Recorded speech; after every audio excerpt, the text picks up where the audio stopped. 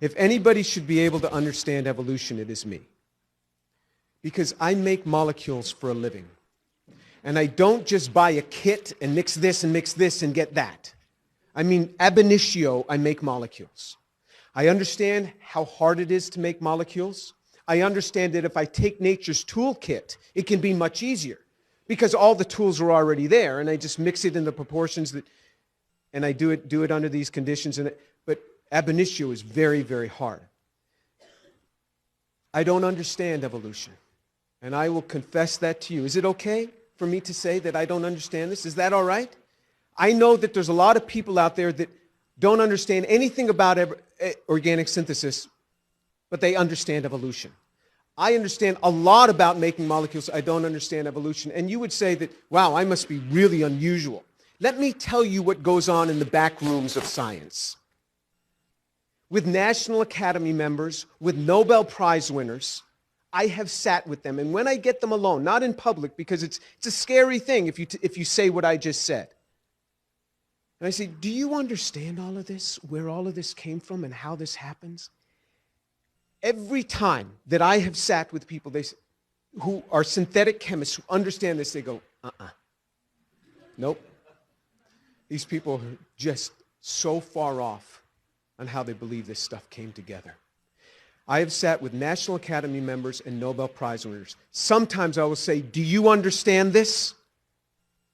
And if they're afraid to say yes, they say nothing. They just stare at me because they can't sincerely do it. I was once brought in by the dean of the department once, and many years ago, and he was a chemist, and he was kind of concerned about some things. I said, let me ask you something. You're a chemist. Do you understand this? How do you get DNA without a cell membrane? And how do you get a cell membrane without a DNA? And how does all this come together from this? He said, Jim, we have no idea. We have no idea. I said, isn't it interesting that you, the dean of science, and I, the chemistry professor, can talk about this quietly in your office, but we can't go out there and talk about this?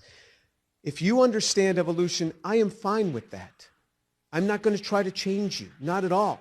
In fact, I wish I had the understanding that you have. But about 7 or 8 years ago, I posted on my website that I don't understand. And I said, I will buy lunch for anyone that will sit with me and explain to me evolution, and I won't argue with you until I don't understand something. I will ask you to clarify. But you can't wave by and say, this enzyme does that. You got to get down in the details of where molecules are built for me. Nobody has come forth. The Atheist Society contacted me. The Atheist Society contacted me. They said that they will buy the lunch. And they challenged the Atheist Society, go down to Houston, have lunch with this guy, and talk to him. Nobody's come. Now remember, because I'm just going to ask when I stop understanding what you're talking about, I will ask. So I sincerely want to know. I would like to believe it, but I just can't. Now, I understand microevolution. I really do. We do this all the time in the lab. I understand this. But when you have speciation changes, when you have organs changing, when you have to have concerted lines of evolution all happening in the same place in time, not just one line, concerted lines, all in the same place, all in the same environment. This is very hard to fathom. I was in Israel not too long ago talking with a bioengineer. And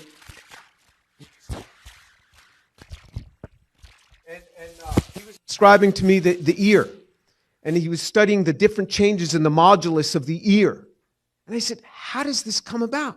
He says, oh, Jim, we all believe in evolution, but we have no idea how it happened.